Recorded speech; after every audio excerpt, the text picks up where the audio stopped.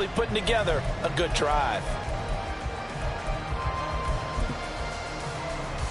Nothing in that first half, nothing on the last drive, but they're moving now with a 1st and 10.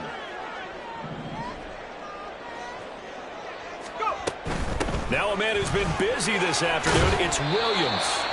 And some determined running there as he'll pick his way down to the 12-yard line. 11 yards there, just like last play. Seemed like a couple sets of eyes were on the quarterback, so he decided, hey, I'm going to hand this off. Got a good gain out of it. And you know you need good blocking up front in order to gain yardage, but every one of these RPOs, if you do it right and they look the same, whether it's handed off inside or the quarterback keeps it, that allows you to fool the defense so often. And in this case, fooled them with the inside run. That's good. The completion there for 7 yards, and it'll be 2nd down.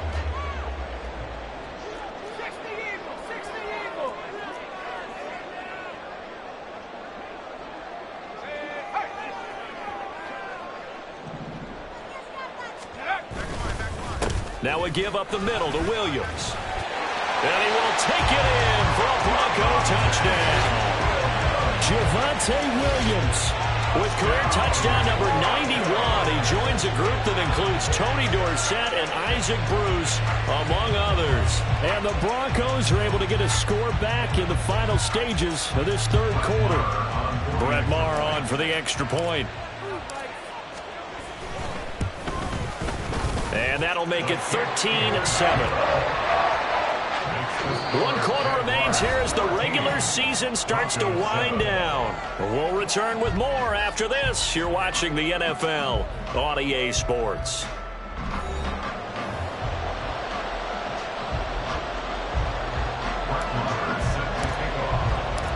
Maher now to kick this one away. And he'll elect not to run with it.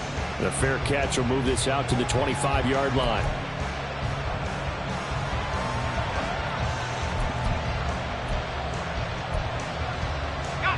The Jacksonville offense set to begin their next drive.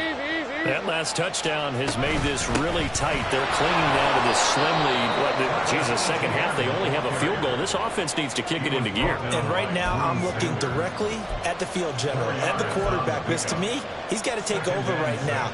By word, pumping his team up, and then, of course, by deed with his play. My high school coach used to say that all the time. Laddie, take over by word and deed. And deed means action. Exactly. Now Lawrence to throw on 2nd down. Flushed out right.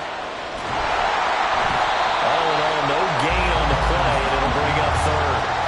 Late in the game, he's certainly doing everything in his power to find time for his guys to make a play, but in this case, he's surrounded, and all he has room to do is to get back to the line of scrimmage.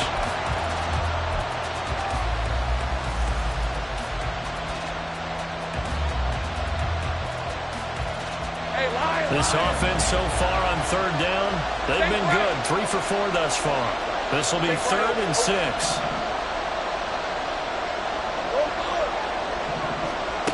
Lawrence will throw. Throwing left side here, and it's complete. And he will have a Jaguars 1st down as they're able to get the 3rd down conversion. And that pickup of a 1st down, that's going to leave a mark because they really needed to stop them there, didn't they? So frustrating. Defensively, you're a play away from getting that football back here down late. Tough. Now they've got to find a way to create a turnover or takeaway. Otherwise, this one will probably get away from them. Down the left sideline. Travis Etienne. Touchdown, Jaguars. Travis Etienne with touchdown number 2 in the game, and now 11 on the year. And the Jags look like they're going to get back in the win column as they extend their lead here in this 4th quarter. Lawrence and the Jags offense staying out there. They'll go for 2 here. They'll try and throw for it. And unable to connect. They don't get the 2-point conversion here. Logan Cook to kick off for the Jaguars. After the touchdown, Cook now to kick this one away. And he'll elect not to run with it. And a fair catch on the kickoff will move the ball to the 25. At their own 25-yard line.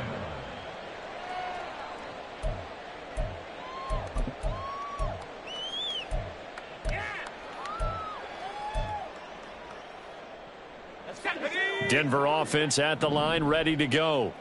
And you figure after giving up that last touchdown, they trail by 2 scores here in the fourth quarter. This drive becomes very critical. On 1st and 10, Peters airing it out, looking for Ridley. And that will be incomplete. Would have been a big hitter if they had connected. Instead, it's 2nd down. We've seen that the deep ball's been a part of their game plan all afternoon, but they've had trouble hooking up on it, unable to successfully find the end zone over the top. They try the left side here with Williams. And not much to speak of. Call it a 1-yard gain up to the 26. Well, that's a good start to this drive on the defensive side of the ball. Forcing completion on 1st down. Then you're able to shut down the running play on 2nd. Yeah, I wouldn't be surprised now. A little bit of pressure going at the quarterback in an expected passing situation. They'll come to the line here needing 9 yards to pick up the first. On 3rd down, Peters. This one caught by Ridley. And I don't think he got there, no. He's short by maybe a foot, maybe. Call it 4th and inches. I thought they might take a shot down the field, but instead they ran a little drag route there. I think they were hoping he could catch it and run away from the defender. But a really good job keeping the play in front of them, and they force a 4th down. They run. It's Williams. Oh, and I think he went backward. He did. The Broncos unable to convert here on 4th. And the Jags take over in terrific field position. So they'll come up 1st and 10 now from the 33.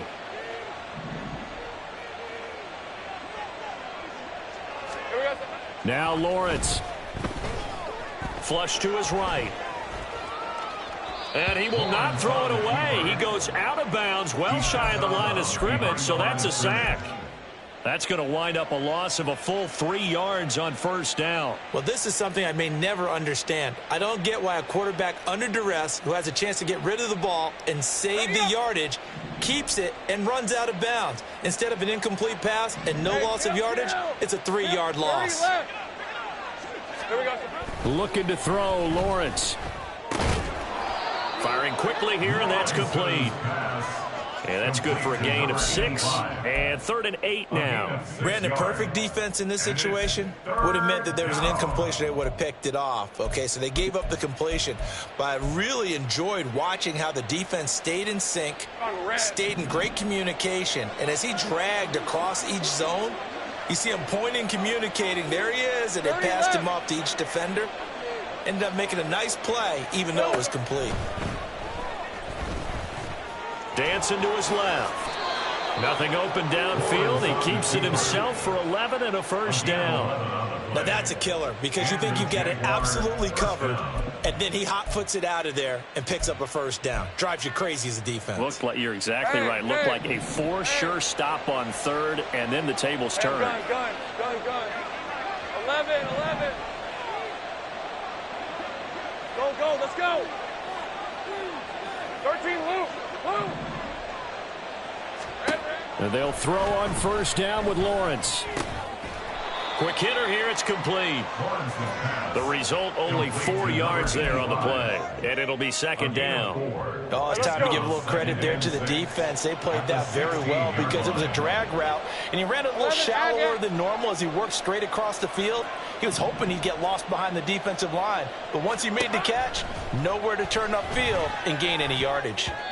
Throwing again on 2nd down, but this time it's incomplete. Not sure what happened out there, but it looked like the timing was a little off on that throw. Well, you know I'm a defender, so what am I going to say? Great defense. Darn right. They did something to disrupt that timing.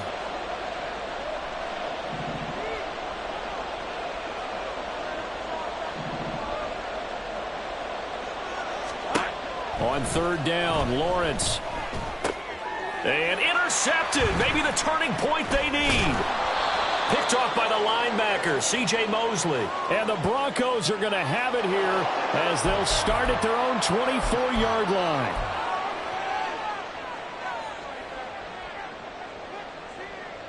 They'll come up 1st and 10 here.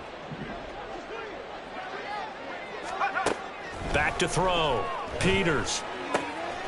He'll get that complete to Albert O. He's got this almost to the 40 before going out. At this stage, this drive's got to be touchdown or bust because you need 2 of them. And if I'm the offensive play caller, I'm not just looking at my dagger plays downfield. I'm looking at some of my specials, something that can fool them and give you a big play now. With a sense of urgency. No doubt. And good vision there as he's across midfield and down to the 45-yard line. All 3 timeouts plus the 2-minute warning. Here's 1st and 10. On a nice burst there as he'll take this inside the 30 to the 28-yard line.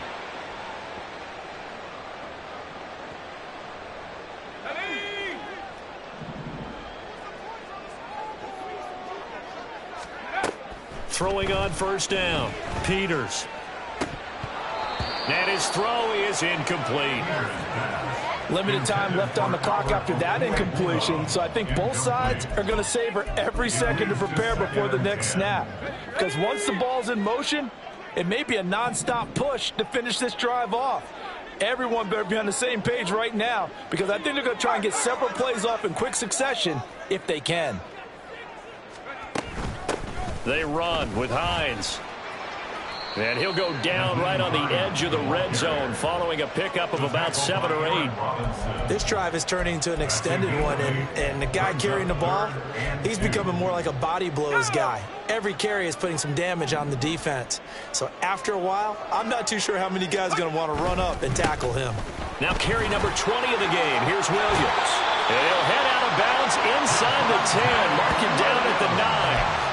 Well, partner, I know this type of running back. I mean, this size, this intensity usually gets better as the game goes on. I can just tell you from experience, the first few quarters, oh, you're eager. You come running up there. I'm going to tackle this guy. By the 4th quarter, you're coming up and thinking about it. And D-line wearing down 4th quarter. Yeah, that's not a guy they want to see consistently.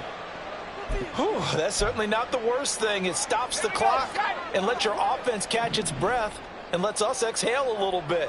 Now I expect them to call a couple plays in the huddle, so they're ready if a tackle happens in bounds. And the stop will come inside the 5 at the 4. This is 3rd and goal. A 6-yard gain brings up 3rd and goal. Looking to throw. Peters. He's got it. Completed pass brings up a 4th down situation. Do you play analytics on this one? Well, you know, what do your analytics tell you about going for it here? I wonder what they would say. They tell me you're down by this margin 4th quarter. You're going.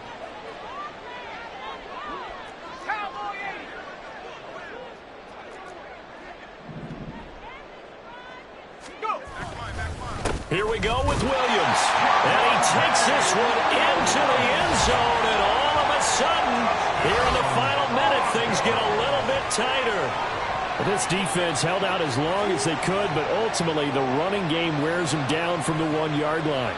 And that gets set up throughout the entire drive, doesn't it? And when you put those big bodies and determination into that carry, the end result, touchdown. Extra point by Marr, up and good. And now things get a bit more interesting here in this 4th quarter.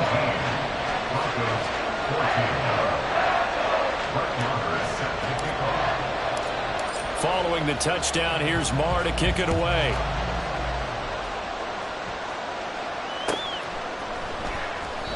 And he'll conserve whatever time he can as they'll opt to bring it out to the 25-yard line.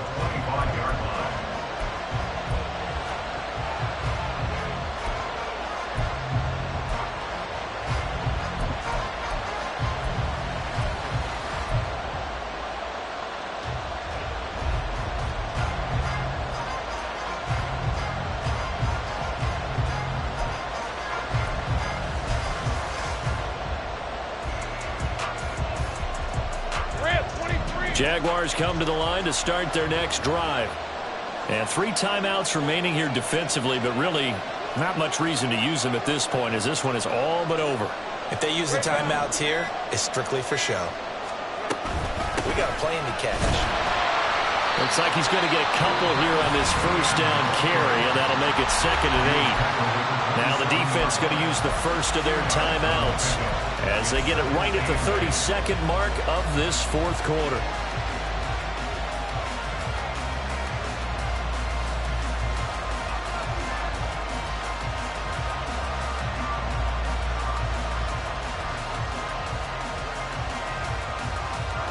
This, in all probability, another run here on 2nd and 8. Hey, kill.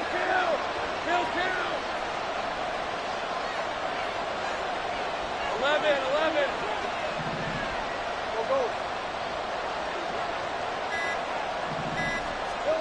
Now it looks like he'll throw here. Oh, the ball comes out on the hit, but they'll say it's incomplete. That incompletion certainly makes this upcoming third down a little bit more crucial. They need to find the right play to convert here and maybe start to tamp down a little bit of momentum the other side is starting to gain. So the failure to connect on 2nd down, that leaves them staring up here at a 3rd and 8. Straight ahead, Etienne. And a good job defensively. They stopped him short of the first at the 32. Now the Broncos going to use the 2nd of their timeouts as the clock stops with 23 seconds to go in the game. Here's Logan Cook now as he's on to punt for the first time this afternoon. Only 2 punts for him last week in the loss as he gets this one away. This will be fielded at the 17. That'll wind up being a 50-yard punt, though they do get 10 back on the return. And control of the football switching hands here with very little time remaining in this contest. Here's 1st and 10.